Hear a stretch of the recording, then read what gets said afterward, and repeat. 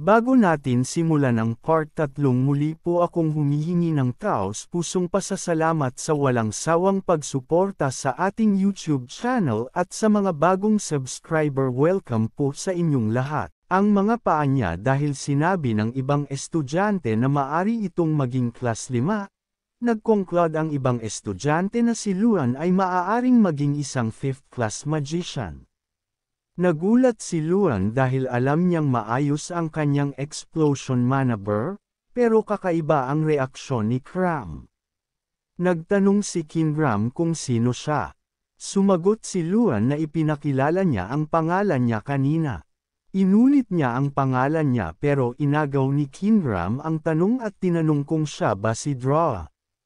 Nagulat si Luan. Umusal si Kinram, "Matagal na akong naghihintay sa iyo, Draw." Narinig ng mga estudyante ang pag-uusap na ito at naging curious kung sino si Draw. Akala nila nagkamali si Kinram na isipin si Luan bilang ibang tao.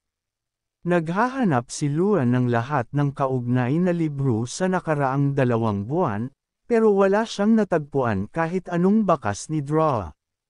Hindi niya inaasahan na alam ni Kinram ito. Tinanong ni Luan kung pamilyar siya kay Draw. Sumagot siya ng oo. Nagtanong ang ating MC kay Kinram na sabihin pa ang tungkol kay Draw.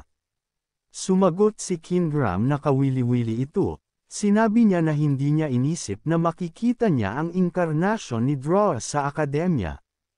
Nag-wonder si Luan kung ano ang ibig sabihin nito sa sinabing inkarnasyon. Muling nagtanong si Kinram ng pangalan niya. Ibinigay ni Luan ang buong pangalan niya. Sinabi ni Kinram na aalalahanan niya ang pangalan nito. Nagtanong ang instructor kay Kinram na sabihin ang score ni Luan bago siya umalis. Pero sumagot si Kinram na maraming nakikinig kaya sabihin na lang niya mamaya. Sinabi niya sa instructor na tatapusin nila ang pagsusuri doon at ang magic ni Luan ay hindi niya kayang husgahan. Nagtanong ang instructor kung ano ang ibig sabihin nito at ipinagpilitan ng instructor ang mga patakaran ng paaralan na nagsasabing dapat siyang magbigay ng pagsusuri para sa akademya, anuman ang mangyari. Ito ay isang kontratang dapat panatilihin sa loob ng 500 taon, pero sumagot si Kinram, sapat na. Ninas siya na naglakas loob ang instructor na banggitin ang mga patakaran ng paaralan sa kanya, na isa siyang tao na nagbibigay ng pagsusuri sa mga batang kahit hindi mukhang magician sa loob ng maraming taon. Humingi ng tawad ang instructor pero nagpatuloy pa rin siya sa pagpipilit. Sinabi ni Kinram sa instructor na pwede na siyang magalit sa impyerno sa lahat ng cares niya, pero kinilala pa rin niya na ang kontrata ay kontrata, kaya bibigyan na lang niya ang instructor ng score na 0 o 100 puntos. Tinanong niya si Luan, na tinawag niyang Little Destroyer, kung aling score ang gusto niya. Ngumiti si Luan at ipinasabi na gusto niya ng 100 puntos. Nagsimula ang tsismisa ng mga estudyante kung paano nakakuha si Kinram ng 100 puntos sa kanyang pagsusulit. Lahat sila ay naging curious kung kanino ito ibinigay. May ilan na nakarinig na ito ay ibinigay sa lifelong failure student na si Luan Ardal. Napadako ang atensyon ni Luan sa isang taong nagbanggit na nagdulot siya ng isa na namang insidente. Ito ay si Professor Heidel. Tinanong ni Luan kung ano ang ginagawa niya roon. Sinabi ni Professor Heidel na ang balita na nakakuha si Luan ng 100 puntos mula kay Kinram ay umabot hanggang sa opisina ng Dean. Nang marinig ito ng Dean, sinabi niyang hindi pa ito nangyayari dati, kaya nais ng Dean na bigyan si Luan ng gantimpala. Binigyan ni Dean si Luan ng isang piraso ng papel. Binuksan ni Luan ito at tinanong ang tungkol sa artifact room na nakasulat doon. Inaanyayahan siya ni Professor Heidel na sumunod sa kanya. Pumasok sila sa silid at bumaba sa hagdang-hagdang bato. Ipinahayag ni Luan na wala siyang ideya na umiiral ang lugar na ito. Sinabi ni Professor Heidel na natural lamang iyon dahil ito ay ang tanging lugar sa akademya kung saan ipinagbabawal ang pagpasok, na nagdulot ng pagkalito kay Luan. Dahil ito ang tanging lugar na ipinagbabawal, nagtanong siya kung bakit siya dinala ng professor doon. Huminto sila sa harap ng pinto. Ipinaliwanag ni Professor Heidel na ito ang pasukan sa artifact room at dito lamang siya pinapayagan. Nagtanong si Luan kung nangangahulugan ba ito na papasok siya mag-isa. Sinabi ng professor na hihintayin siya. Wala namang ideya ang ating MC kung ano ang nangyayari, pero dahil sinabi ng professor na ito ay gantimpala, nagpasya siyang pumasok. Pumunta siya sa carpet habang tumitingin sa paligid. Ang dami ng mga artifact na narinig lang niya. Naisip niya na ito ang magic warehouse ng archmage na si Fran Ignat. May nagsabi, parang naliligaw ka. Nagulat si Luan at nagtanong kung sino ito. Nagulat at nalito siya nang makita si Kinram. Sinabi ni Kinram na para bang hindi niya alam ang tunay niyang halaga. Napansin ni Luan na hindi na si Kinram ay isang batong estatwa. Tinanong ni Kinram kung nagulat siya sa kanyang nakita, at ipinaliwanag niya na ito ang tanging espasyo kung saan pinapayagan siyang gamitin ang kanyang katawan. Salamat sa sinaunang mana na pumuno sa silid, maaari siyang manatili sa kanyang orihinal na katawan at hindi bilang artifact. Tinanong ni Luan kung ano ang ibig sabihin nito nang sinabi ni Kinram na hindi niya alam ang kanyang tunay na halaga. Sinabi ni Kinram na katulad ng sinabi niya, hindi alam ni Luan ang kanyang halaga kahit na gumagamit siya ng parehong artifact tulad ni Draw. Nagulat si Luan na alam ni Kinram ang tungkol sa player. Sinabi ni Kinram na ito ay isang bihirang artifact na walang kapantay sa mundo. Nagtanong siya kung paano ito nakuha ni Luan at tinanong din ang tungkol sa relasyon ni Luan kay Draw. Inamin ni Luan na interesado siya sa bagay na iyon.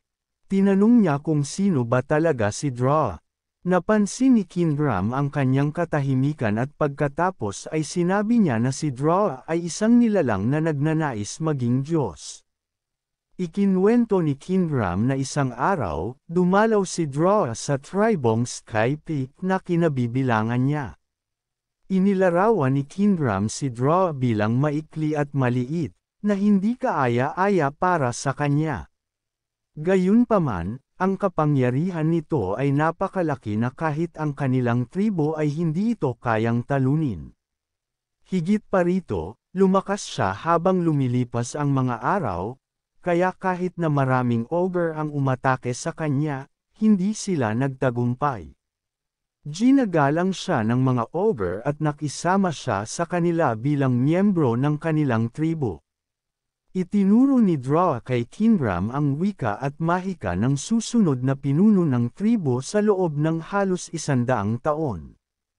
Nagulat si Luan at nagtanong kung paano posible na ang isang tao ay makapagtagal ng 100 taon. Sumagot si Kinram na posible ito dahil hindi siya tao. Ibinulgar niya na ang tunay na pagkakakilanlan ni Draw ay ang itim na dragon, Dragonia. Hindi makapaniwala si Luan na talagang umiiral ang mga dragon. Tinanong niya si Kinram kung totoo ba ito. Sumagot si Kinram na totoo ito. Tinanong niya si Luan kung hindi niya alam na ang mga dragon ang pinagmulan ng mahika. Nasa isip ni Luan kung paano niya narinig ito dati, pero isa lamang itong pahayag kaya inisip niyang lahat ay isang alamat. Sinabi ni Kinram na hindi makagamit ng mahika si Draw, kaya't lumikha siya ng paraan upang makipaglaban tulad ni Luan sa pamamagitan ng mahika sa mga kamay at paa. Tinanong ni Kinram si Luan kung alam na ba niya ngayon kung ano ang ibig sabihin nito. Naunawaan ni Luan at tiyak na si Draw ay tinrato ng pareho noong nakaraan. Sinabi ni Kingram na lumikha si Droa ng kakayahang tanging siya lamang ang makakagamit. Isang paraan upang dalhin ang mahika sa kapangyarihan tulad ng ipinakita ni Luan. Gamit ang kapangyarihang iyon, lumakas si Droa kaysa sa sinumang nilalang sa mundo. Ngunit hindi siya nasiyahan dito at pinalawak ang kanyang kapangyarihan ng walang hanggan. Sa huli, winasak niya ang lahat at sinira ang kanyang sarili. Nagulat si Luan sa balitang ito ngunit pagkatapos ay napagtanto din niya kung bakit tinawag si Droa na World Destroyer. Hindi niya moari kung gaano siya kalakas upang wasakin ang mundo. Isang asol na bintana ang lumitaw at ipinakita na nakakuha si Luan ng isang achievement na tinatawag na Finding Traces of Droa. Ang mga gantimpala ay kasama ang titulong Ogre's Friend, Scale na Ogre's Fury, at Strang the Incarnation of Power. Ang titulong Ogre's Friend ay may epekto na nagpapataas ng probabilidad na ang mga ogre ay hindi magiging hostile kay Luan at nagbibigay daan sa kanya na makipag-usap sa mga ogre. Naging curious siya sa biglang gantimpalang ito at nakita niyang may komunikasyon, at naisip na mas mabuti na ito kaysa wala. Ang Ogre's Fury ay isang aktibong skill kung saan hiniram niya ang kapangyarihan ng isang galit na ogre at pansamantalang naging mas malakas. Ang lakas ay tataas ng 300 sa loob ng 30 segundo at ang epekto nito ay unti-unting tataas sa ilalim ng impluwensya ng body arts. Ang cooldown ay 3 minuto. Itinuturing na buff skill si Luan. Naging curious siya tungkol kay Strang the Incarnation of Power. Bigla na lamang, may asul na glass ball na nasa kanyang kamay. Napansin ni Kingram ito at nagkomento na mukhang nakatanggap siya ng gantimpala sa quest. Ipinaliwanag niya na si Droa ay palaging ganun ang estilo ng pagsasalita habang nakatingin sa kalawakan. Tinanong ni Luan si Kingram kung alam ba niya ang tungkol sa bola sa kanyang kamay. Masaya si Kingram na tumingin dito. Nakilala niya ito bilang Strang. Tinanong ni Luan kung alam ba niya ang item na ito. Itinuwid ni Kingram na hindi ito item kundi isang inkarnasyon. Naniniwala ang ating MC na ito ay isang inkarnasyon. Ibinahagi ni Kingram na palaging nasa tabi ito ni Droa kaya't walang paraan na hindi niya ito makikilala sa kanyang kasalukuyang estado. Inisip niya na si Droa ay maaaring tinatakan ito sa isang spirit stone nang mamatay siya. Ang taong iyon ay isang inkarnasyon ng kapangyarihan kahit na tinawag siyang isang espiritu. Ibang-iba sa karaniwang mga espiritu, inilarawan ni Kingram siya bilang isang tao na may masamang ugali at humihingi kay Droa ng walang katapusang kapangyarihan araw-araw. Gayunpaman, kung masusunod ni Luan ang kanyang nais, nangangako rin si Strang ng walang katapusang kapangyarihan. Pinatunayan ni Luan kung ang ibig sabihin niya ay may isang inkarnasyon na isisilang mula sa bato. Sumagot si Kingram na oo, kaya't hindi siya kailangang mag-alala ng labis. Kumislap ang bato at sinabi ni Kingram na mukhang Magi gising na ang espiritu. Nagsimulang magpanik si Luan ng kaunti dahil parang nagbabasag ito, at saka lumitaw si Luan. Nagulat si Luan nang makita ang isang maliit na oso sa kanyang palad. Sabi ng oso, "Bata, tinawag mo ba akong oso?" Napansin ni Luan na nakakaboses ang oso, nagtataka siya kung paano ito nakakaboses. Nagalit ang oso at pinagalitan si Luan, sinabing huwag siyang tretuhin na parang oso. Pero sa totoo lang, cute itong brown na oso. Tinanong ni Luan kung paano siya nakakaboses. Nagalit ang oso at tinanong kung naririnig ba siya. Sinabi ng oso, "Paano mo ako maihahambing sa mga bagay na iyon? Hindi ako oso." Kaya't nagtanong si Luan kung ano siya. Sumagot ang oso na siya ay isang inkarnasyon at maaari siyang maging anuman ang nais niya. Sinabi niya kay Luan na manood dahil ipapakita niya ang kanyang kapangyarihan. Masusing nanood si Luan habang nanginginig ang oso at nagbigay ng kanyang makakaya. Nagulat at nalito ang oso habang tinatanong kung nasaan ang kanyang kapangyarihan. Nag-wonder din si Luan kung ano ang ginagawa ng oso. Sinabi ng oso na marahil ay dahil reincarnated siya na walang laman ang tiyan, hiniling niya kay Luan na bigyan siya ng pagkain. Sa isip ni Luan, iniisip niya na rude ang oso. Sinabi ni Luan sa oso na walang pagkain doon at ipinahayag na hindi niya alam kung ano ang maaari nitong kainin. Nagulat ang oso na hindi man lang siya mabigyan ng pagkain. Tinanong niya kung bakit napakahina ng kanyang master. Tinanong ni Luan kung siya ba ang master na tinutukoy ng oso.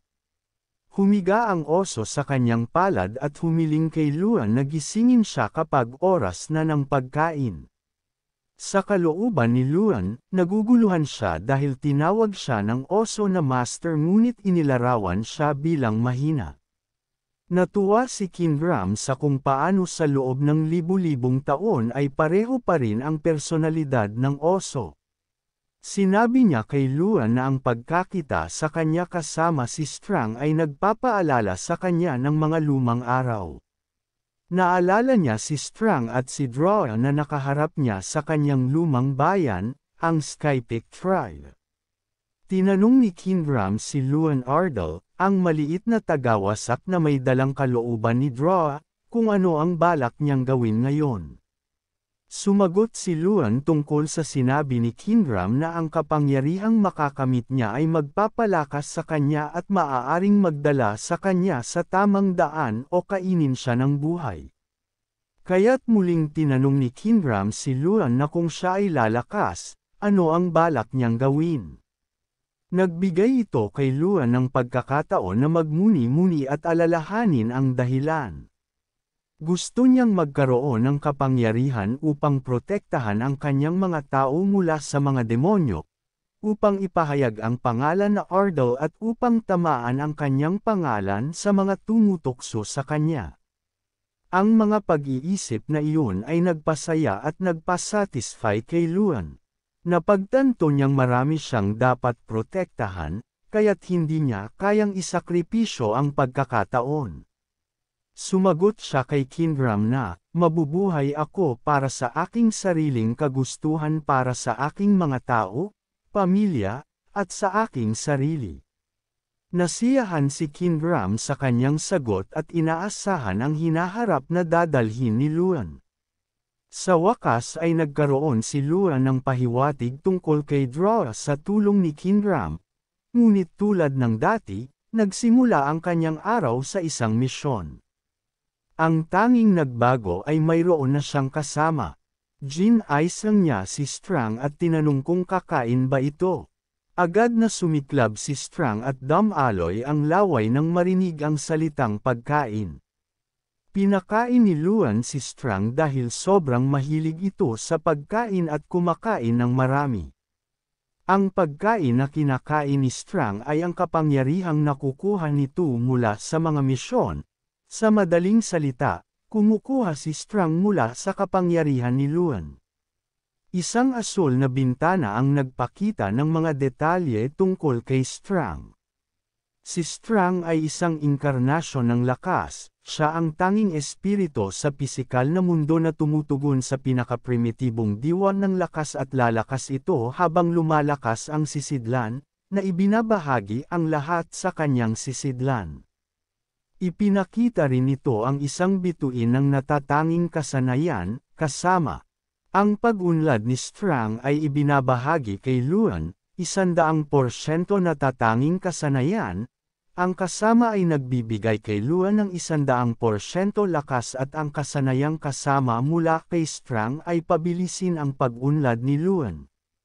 Tinanong ni Luan si Strang kung makakakuha ba siya ng karagdagang 100 lakas sa tuwing lalakas si Strang.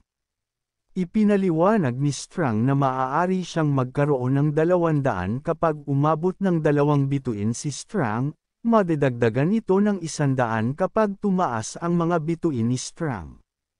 Ibinahagi ni Strang na bago siya sealed, siya ay higit sa 31 bituin. Nagulat si Luan at inisip ito sa kanyang isipan, ang 31 bituin ay nangangahulugang si Draw ay may 31,100 lakas. Naisip niya ang sarili niyang lakas, hindi pa nga umaabot sa 1,000 ngunit parang malakas na ito, kaya't nag-udyok kay Luan na tanungin kung paano naabot ni Draw iyon. Tinanong niya kung may iba pang paraan upang palakasin ang kanyang lakas bukod sa misyon. May alam na tawa si Strang at nagmayabang, sinabing iyon ang dahilan kung bakit siya ang pinakamalaki. Sinabi ni Strang na kung gusto niyang malaman, kailangan niyang bigyan siya ng 1 baso ng tubig. Ngunit nagkaroon si Luan ng nakakatakot na tugon dito, sinabi niya kay Strang na hindi na niya kailangang sabihin ito maliban na lang kung gusto niyang magutom. Iyon ay nag-iwan kay Strang ng walang pagpipilian kundi sabihin sa kanya na marami pang paraan upang makakuha ng kapangyarihan. Isang halimbawa ay sa pamamagitan ng mas mataas na antas ng misyon upang makakuha ng mas magandang gantimpala. Isa pang paraan ay ang paglikha ng isang bagay na nagbibigay ng lakas o kahit na makahanap ng isang artifact.